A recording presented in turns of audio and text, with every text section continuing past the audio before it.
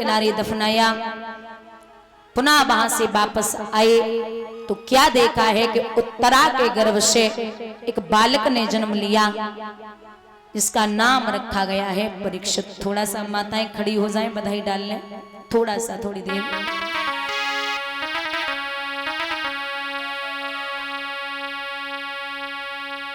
लला मेरो ऐसी घड़ी में आयो पूत मेरो, ऐसी घड़ी में आयो। खड़ी हो जाओ।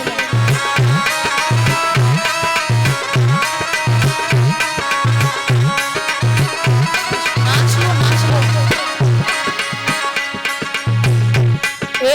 ऐसी घड़ी में बेटा जायो, बेटा जायो, कोई संग नहीं आयो। लला मेरो ऐसी घड़ी में आयो। क्या बात है।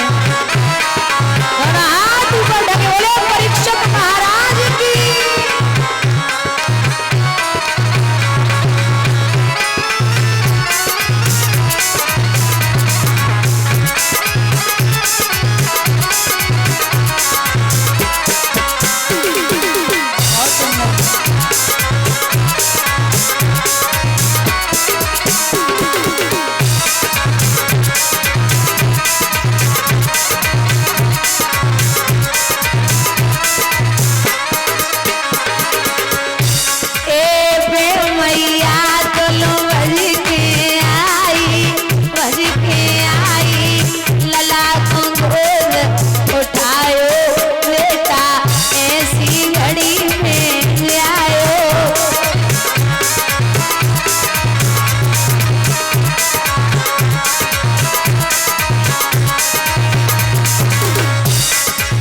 थोड़ा सा और, थोड़ा सा और।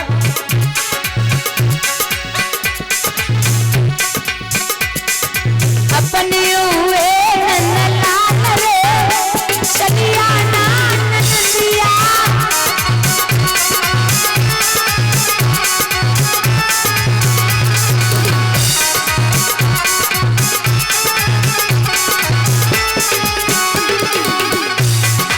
अपने हुए चलिया ना नंदिया।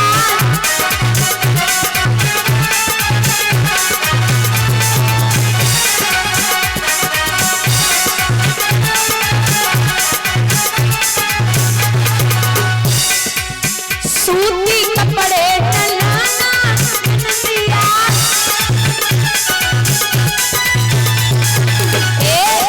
रेशम के हमारे रिवाज चलिया ना नंदिया।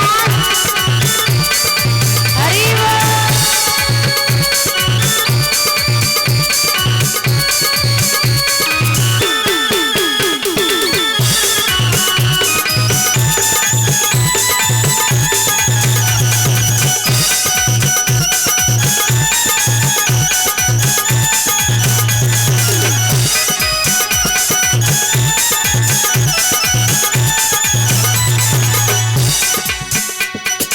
पीतल के बर्तन नलाना नंदिया।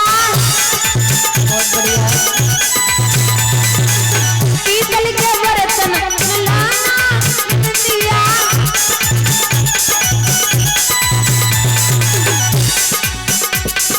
सोने के हमारे दीवार चलिया ना नंदिया।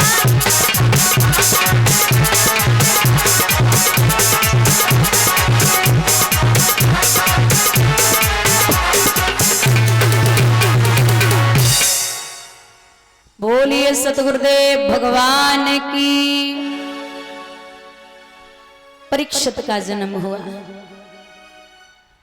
धीरे धीरे परीक्षित बड़े हो रहे हैं, थोड़े से समझदार हो पाए तो पांडवों ने इनका राज तिलक कर दिया। समझदार हुए परीक्षित, पांडवों ने इनका राज तिलक किया। पांचों पांडव मैया द्रौपदी समेत प्रयाग के लिए चले गए।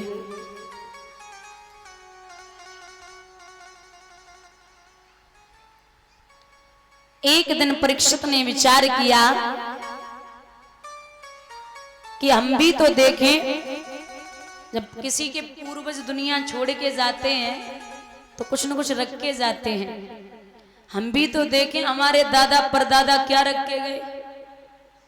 तो कुछ भी नहीं था। खोलते जा रहे, कमरों को खोलते जा रहे, एक सोने का मुकुट रखा है।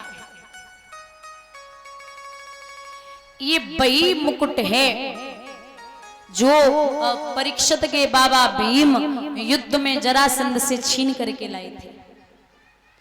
उस मुकुट को सिर पे धारण करके शिकार खेलने के लिए चले।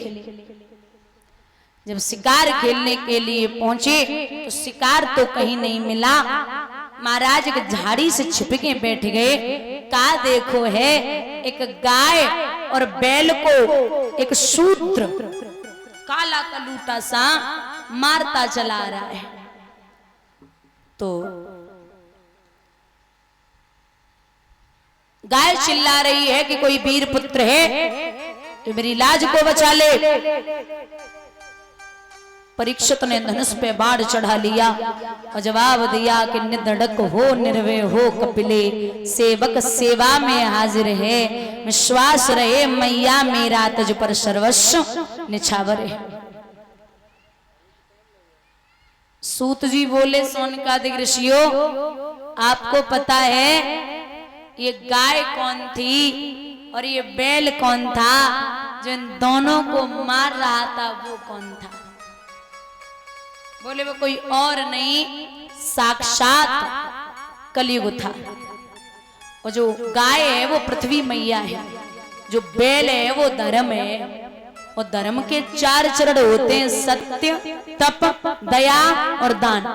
लेकिन बैल एक ही पैर से भाग रहा था। बोले 4 और 3 कहां गए? बोले जब सतयुग था तब 4 थे, जब त्रेता युग आया तब 3 बचे, और जब द्वापर आया तो 2 बचे, और जब कलयुग ने अपना चरण दबा लिया तो सिर्फ 1 पैर बचा है। ठीक है महाराज, यहां बोले कि कलयुग जो है, कलयुग की उम्र है 4,32,000 वर्ष की। कलयुग की उम्र है 4,32,000 वर्ष की। और अभी कलयुग 5,000 साल का हुआ है। अब समझ लो, अभी बचपन भी नहीं है ढंग का, तब ये हालत है। और जब घोर कलयुग आएगा तो विद्वान कहते हैं कि न माँ बेटे को, न बेटी बाप को, न भाई बहन को, न मामा भांजी को, और जो भी पशु व्यवहार करते हैं वैसा ही व्यवहार शुरू हो जाएगा। ये हालत होगी घोर कलयुग में। इधर मारने के लिए तैयार हुए तो कलयुग ने कहा सतयुग त्रेता द्वापर आए, सबने राज्य किया, अब मेरी बारी है, मैं भी राज्य करूंगा। ठीक है, मैं 4 स्थान देता हूं जहां स्त्री संग होता हो वहां तो निवास कर, जहां झूठी गवाही होती हो वहां तो निवास कर, जहां लोग मांस मदिरा खाते पीते हो, वैश्याओं का नाच होता हो वहां तो निवास कर। अरे कलयुग बोला ठहरिए जरा, अच्छा खासा आदमी तो जाएगा ही नहीं, कोई ऐसा स्थान दे दो जहां कोई भला आदमी भी जा सके, उसको पा सके। बोले जा तू कनक में निवास कर। कनक माने एक होता है धतूरा। कनक कनक ते 100 गुनी मादिक तादिकाय, और वाह खाए बोरात और वाह पाए बोरा। सोना 2 प्रकार का होता है, एक खुद की कमाई का और एक दूसरों का लूटा हुआ सोना, छीना हुआ सोना। तो तू उस सोने में निवास करेगा जो दूसरों का लूटा हुआ हो। अब देर किस बात की है, जो मुकुट बांध रखा था वो बाबा छीन के ही लाए थे, उसमें सूक्ष्म रूप से बैठ गए। कहते हैं ना विद्वान लिखते हैं बड़ी प्यारी लाइन,